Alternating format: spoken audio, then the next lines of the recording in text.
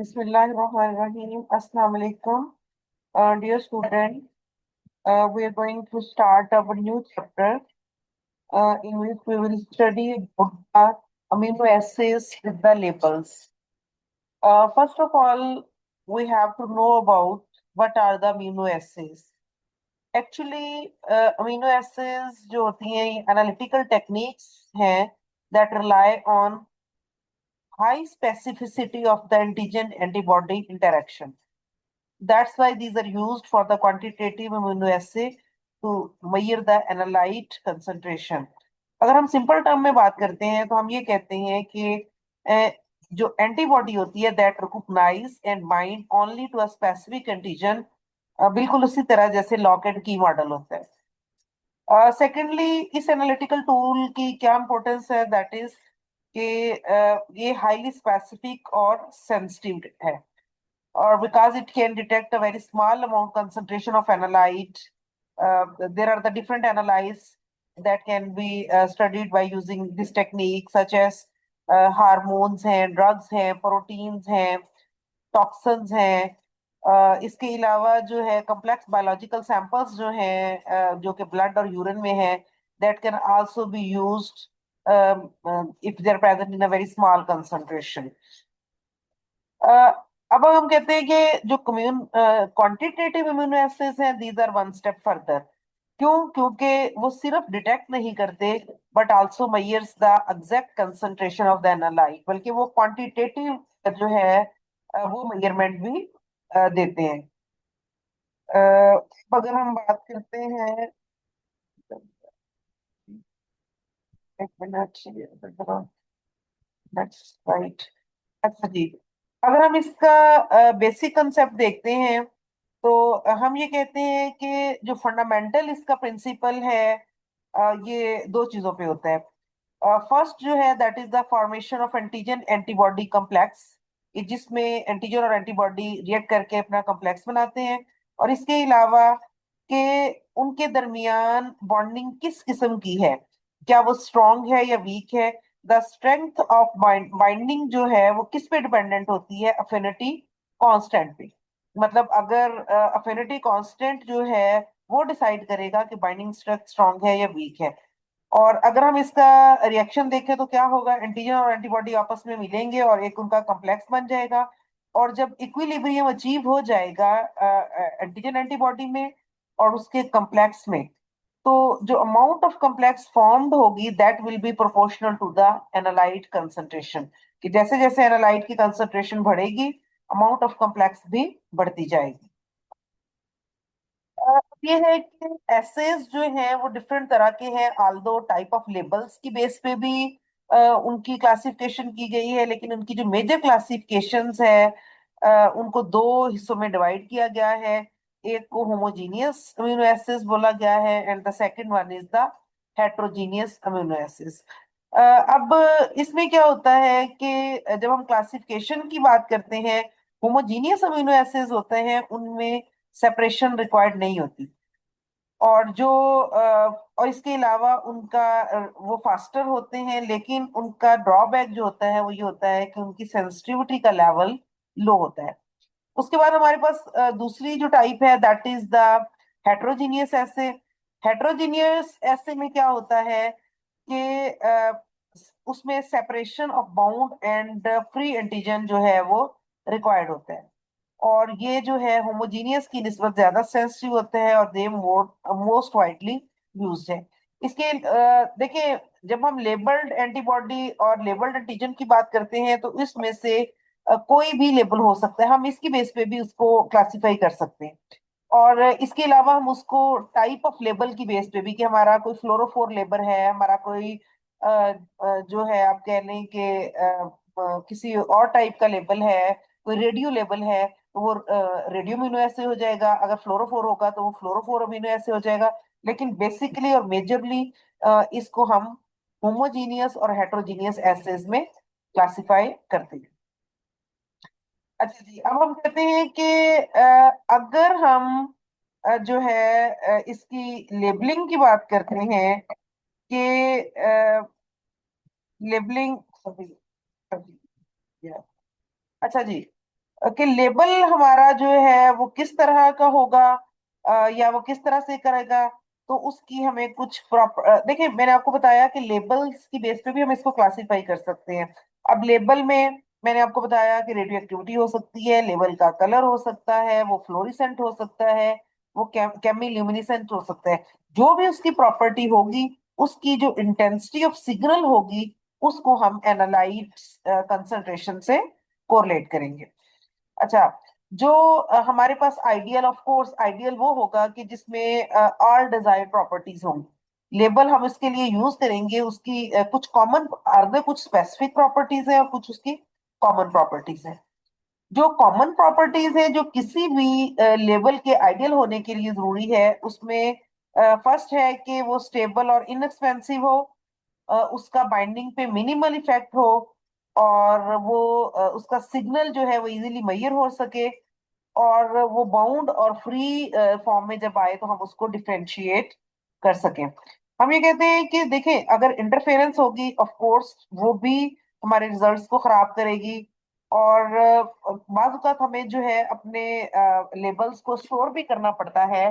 तो इसके लिए हमारा जो लेबल है उसकी स्टोरेज कैपेसिटी भी अच्छी होनी चाहिए, और उसका सिग्नल इतना वीक ना हो कि वो मेजरेबल क्वांटिटी में आई ना, बल्कि उसका जो है आप कह सकते हैं कि सिग्नल भी स्ट्रांग होना चाहिए जो कि वो प्रोड्यूस कर रहा है। वो सिग्नल अब क्या है? सिग्नल उसकी रेडियो एक्टिविटी हो सकती है, सिग्नल उसकी लाइट प्रोडक्शन हो सकती है। मतलब जिस तरह का हम लेबल यूज करेंगे उसी तरह का वो सिग्नल जो है वो जनरेट करेगा। जैसे अभी मैंने आपको बात की रेडियो आइसोटोप की, मेरा ख्याल है जो एनालिटिकल के स्टूडेंट्स हैं उन्होंने 8th सेमेस्टर में रेडियो अमीनो एसिड्स पढ़ा भी होगा। जिसमें फॉर एग्जांपल इसमें एक एग्जांपल दी हुई है आयोडीन 25 की। Most of the radio amino acids में यूज हो सकता है। इसके अलावा हम एंजाइम्स को एज लेबल यूज कर सकते हैं। एंजाइम्स जैसे इनको पता है HRP और ALP, यानी कि हॉर्स रेडिश परऑक्सीडेज जो है एंजाइम्स जो है, उसको हम एलाइजा में यूज करते हैं।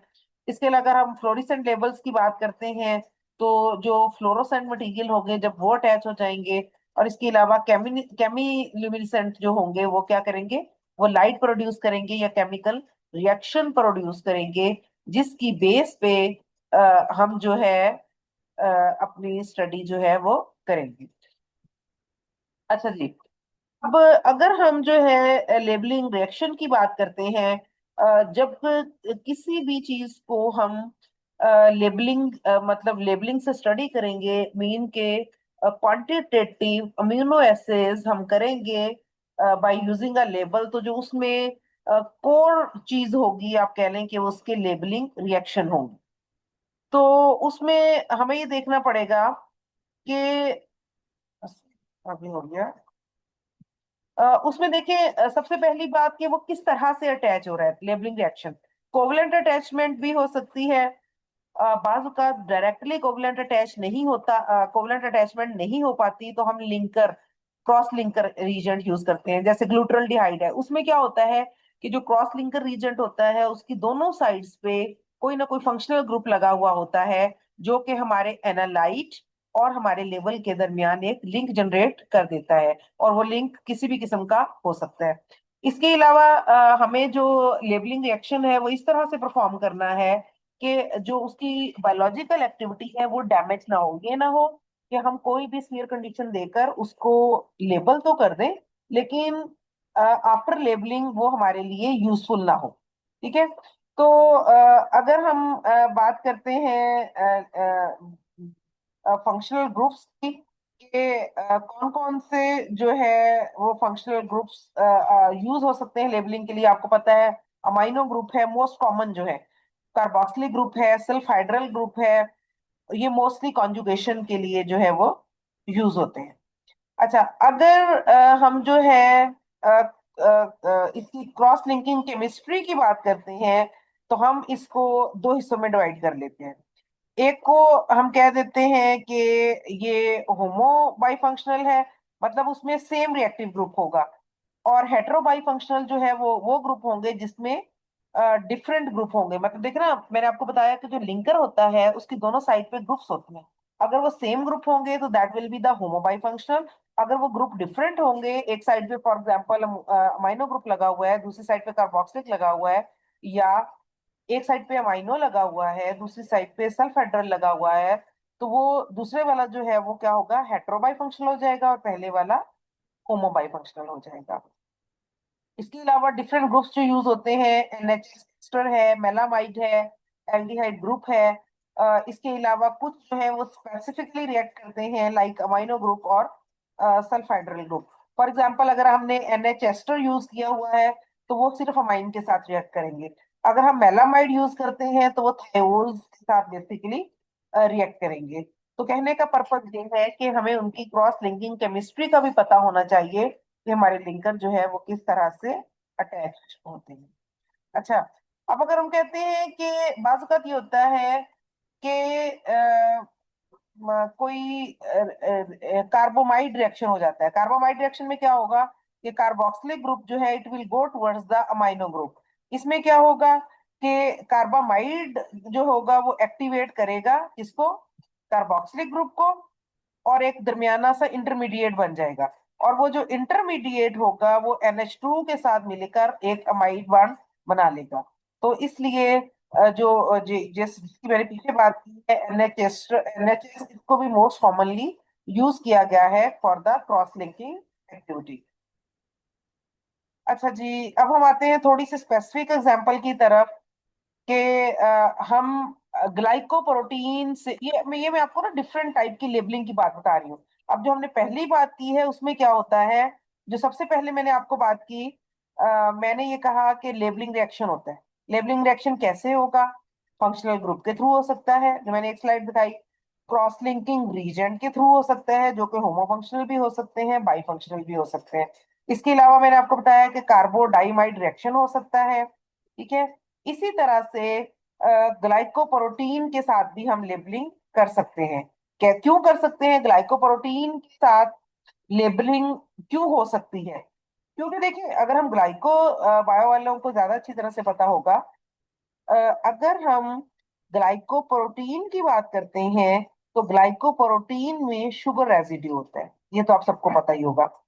अच्छा, अब उसमें क्या होगा कि जब हम उसको पर आयोडाइड के साथ रिएक्ट करवाएंगे तो वो उसकी ऑक्सीडेशन हो जाएगी, and it will lead to the formation of the aldehyde group. ठीक है ना? Periodate oxidation creates aldehyde group, मतलब पर ऑक्सीडेट रिएक्ट करेगा और एल्डिहाइड ग्रुप जो है जनरेट हो जाएगा। अच्छा, अब ये क्या होगा, जब अमाइन के साथ रिएक्ट करेगा, दैट फॉर्म्स द शिफ्ट विद अमीन। ये जो एल्डिहाइड है ये फर्दर किसी भी शिफ्ट बेस के साथ रिएक्ट करके अमीन बना देगा, और इसकी रिडक्शन जब होगी तो एक सेकेंडरी अमीन बनेगा जो कि इस लेबल होने वाले कॉम्प्लेक्स को स्टेबिलिटी प्रोवाइड करेगा, मतलब उनके दरमियान जो बॉन्ड बना है वो उसको स्टेबल कर देगा। तो that is by the glycoprotein we can make का लेबल। अच्छा, इसी तरह आपको पता है कि हेप्टन जो है वो लार्जर मॉलिक्यूल्स होते हैं। हेप्टन को हम लेबल कैसे करेंगे, हम इसमें आर्टिफिशियली रिएक्टिव ग्रुप जो है वो इंड्यूस करेंगे। वो कैसे होंगे, सॉरी, हेप्टन जो है वो स्मॉलर मॉलिक्यूल्स होते हैं, लाइक ड्रग्स वगैरह। गलती से मैंने लार्जर बोल दिया। तो उसमें क्या होंगे कि जो हेप्टन्स होंगे, स्मॉल मॉलिक्यूल्स होंगे, वो एक रिएक्टिव ग्रुप जो है उनकी इंडक्शन करेंगे। कैसे इंडक्शन करेंगे, क्योंकि वो अल्काइलेशन का प्रोसेस करेंगे। जब अल्काइलेशन होगी तो वो एक्टिव डेरिवेटिव्स में कन्वर्ट हो जाएंगे। ठीक है ना? जैसे फॉर एग्जांपल कार्बोक्सिलिक एसिड में कन्वर्ट कर दिया, तो उसमें क्या होगा, वो जो एक्टिव ग्रुप्स होंगे वो फर्दर कंजुगेट करेंगे प्रोटीन के साथ। तो इस तरह से हेप्टन जो है वो एज लेबल हमारे एनालाइट के साथ अटैच हो जाएगा। ठीक है ना? ये ज्यादातर जो है वो होमोजीनियस के एग्जांपल है। अच्छा, अब अगर हम कार्बामाइड और NHS की केमिस्ट्री को देखें, ये मेरा ख्याल है मैंने पीछे भी जिक्र कर दिया है, थोड़ा सा रिपीटेडली आ गया। एक्टिवेट करता है कार्बोक्सिलिक ग्रुप को, अमाइड बॉन्ड बनाएगा, और वो स्टेबिलिटी और एफिशिएंसी इनहेंस है। अच्छा, अब हम आ जाते हैं हेट्रोजीनियस अमीनो एसिड्स की तरफ स्पेसिफिकली। हम ये कहते हैं कि जब हम हेट्रोजीनियस अमीनो एसिड्स की बात करते हैं, देखें, पहले हम होमोजीनियस अमीनो एसिड्स को देख रहे थे, और उसमें जो लेबल था वो होमो फंक्शनल या बाई फंक्शनल था। अब ये क्या है, हेट्रोजीनियस अमीनो एसिड्स। जैसा कि हमने स्टार्ट में मैंने आपको बताया, इन दोनों को डिफरेंशिएट किया कि जो हेट्रोजीनियस होते हैं they require the separation of bound and free species. इनका इनका एक्यूरेसी लेवल ज्यादा होता है, लेकिन इसकी परफॉर्मेंस के लिए मल्टीपल स्टेप्स होते हैं। अब मल्टीपल स्टेप में क्या होगा कि पहले स्टेप पे हम बाइंड करेंगे, दूसरे स्टेप पे हम सेपरेशन करेंगे, और मतलब हम बाउंड और अनबाउंड को अलग करेंगे, तीसरे स्टेप पे हम मेजरमेंट करेंगे। ठीक है ना? इसके अलावा हमें बाउंडेड एंटीजन और एंटीबॉडी कॉम्प्लेक्स और फ्री और अनबाउंड मॉलिक्यूल्स, उनको आपस में एक दूसरे से अलग करना पड़ेगा ताकि हम उसकी स्टडी कर लें। अच्छा, अब इनकी सेपरेशन जो है वो क्यों जरूरी है? मतलब हम कहते हैं ना कि जो हेट्रोजेनियस अमीनो एसिड्स है उसमें हम बाउंड और फ्री को सेपरेट करेंगे। हमें क्यों? क्योंकि अगर हम सेपरेट नहीं करेंगे तो जो हमारे पास सिग्नल आएगा वो बाउंड से भी आएगा और फ्री से भी आएगा, और हमारे रिजल्ट्स जो है वो इनएक्यूरेट हो जाएंगे। तो अगर हम इसकी सेपरेशन कर लेंगे तो हमारे पास जो रिजल्ट आएंगे उनकी स्पेसिफिसिटी भी ज्यादा होगी और उसकी सेंसिटिविटी भी ज्यादा होगी। अब अगर हम बात करते हैं, अच्छा जी, आपने मेरा ख्याल है अगर कुछ बच्चों ने फिनेटिक क्रोमेटोग्राफी पढ़ा होगा तो उसमें हम कंपिटेटिव बाइंडिंग प्रिंसिपल है। कंपिटेटिव मतलब कि अगर आपके पास एक एंटीजन है, ठीक है ना, लेबल्ड एंटीजन जो होता है वो compete करता है एनालाइट के साथ, और एंटीबॉडीज की जो साइट्स होती हैं वो लिमिटेड होती है। ठीक है ना? अब ये डिसाइड होना होता है कि कौन सी चीज जाकर एंटीबॉडी के साथ अटैच होती है। ठीक है? अगर हमारे पास एनालाइट ज्यादा होगा, ठीक है, तो क्या होगा, लेस लेबल्ड एंटीजन बाइंड करेगा और हमारे पास सिग्नल जो है वो लोअर आएगा। मीन टू से कि सिग्नल जो है that is inversely proportional to the analyte. क्यों? क्योंकि देखिए, कंजेशन नहीं होगी। ठीक है? सिग्नल एनालाइट कम होगा तो बाइंडिंग जो है वो इस तरह से होगी कि सिग्नल की इंटेंसिटी जो है वो हाई होगी। इसके अलावा हम उसको सेपरेशन कैसे करेंगे? मतलब देखे ना, जब हमने एक एंटीबॉडी ले ली, हमारे पास एंटीजन है, कॉम्पिटेटिव अमीनो ऐसे हो गया, तो हमने शुरू में बात की थी इससे एक स्लाइड पहले कि जब हम कॉम्पिटेटिव अमीनो एसिड की बात करेंगे तो उसमें हमें बाउंड और अनबाउंड को अलहदा करना पड़ेगा। अब मसला यहाँ पर ये आता है कि हम उसको अलहदा कैसे करेंगे? अलहदा कोई हमेशा एक तरीके से नहीं होगा, बल्कि depending upon the media and the type of the analyte we will separate it. For example, अगर हम उसकी प्रेसिपिटेशन कर सकते हैं, अगर वो सॉलिड है, मतलब सॉलिडिफाई हो जाता है, तो हम कोई ऐसा साल्ट या सॉल्वेंट यूज करेंगे जो वो प्रेसिपिटेट आउट हो जाए, या हम उसकी सॉलिड फेज इमोबिलाइजेशन कर लेंगे। सॉलिड फेज इमोबिलाइजेशन का मतलब ये है कि उसमें हम कोई सॉलिड मटेरियल डालेंगे जिसके के ऊपर वो इमोबिलाइज हो जाएगा और हम सॉलिड मटेरियल को बाहर निकाल लेंगे। इसके अलावा हम कोई मैग्नेटिक पार्टिकल यूज कर सकते हैं, या माइक्रोटाइटर जो प्लेट है वो यूज कर सकते हैं इनकी सेपरेशन के लिए। लेकिन सेपरेशन जो है वो बहुत जरूरी है। सॉलिड फेज सिस्टम जो मोस्टली यूज होते हैं उसमें क्या होता है, जो आप कह सकते हैं कि एंटीबॉडीज हैं, वो किसी भी मटेरियल के ऊपर हम उसको इमोबिलाइज करवा देते हैं। ठीक है? माइक्रोडाइटर प्लेस को मोस्टली हम यूज करते हैं, और फिर हम वॉशिंग करते हैं, जो बाइंड होती हैं वो लगी रह जाती हैं और जो अनबाउंड होती हैं वो सेपरेट हो जाती हैं। ठीक है जी? अब हम बात करते हैं लेबल्ड एंटीबॉडी मेथड की। तो अच्छा जी, अगर हम लेबल्ड जो है वो कह लें कि एंटीबॉडी मेथड की बात करते हैं तो उसमें क्या होगा, हमारा एक्सेस लेबल्ड एंटीजन जो होगा वो बाइंड करेगा एंटीजन के साथ। सिग्नल जो होगा वो directly proportional to the analyte होगा, और इस केस में हमारी सेंसिटिविटी जो है वो हाई होगी। ठीक है?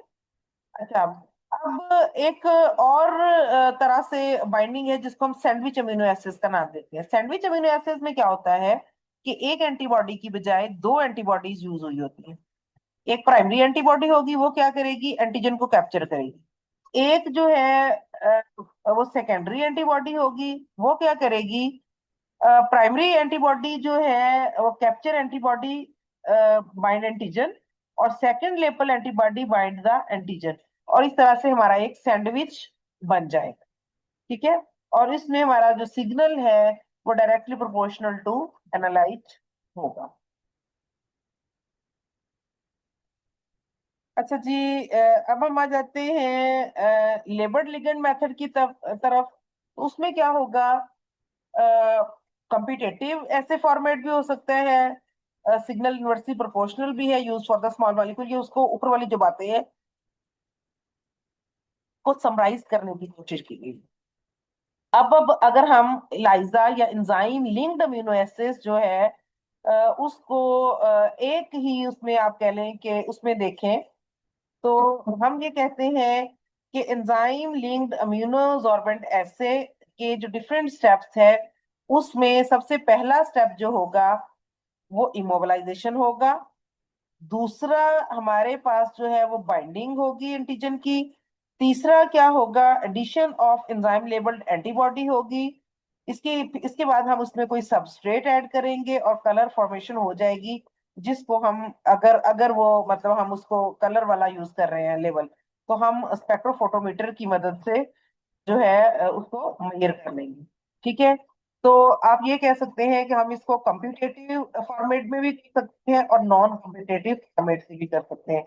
हम एंजाइम के साथ लिंक भी इसकी एक्टिविटी मेजर कर सकते हैं।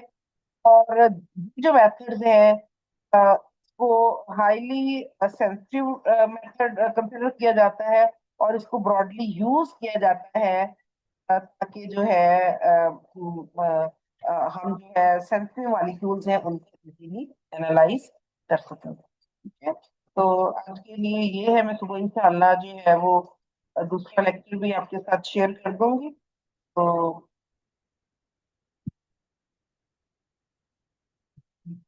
ओ इमरान, रिकॉर्डिंग स्टार्ट ही नहीं हुई, मैं पूरा लेक्चर देता। वाह,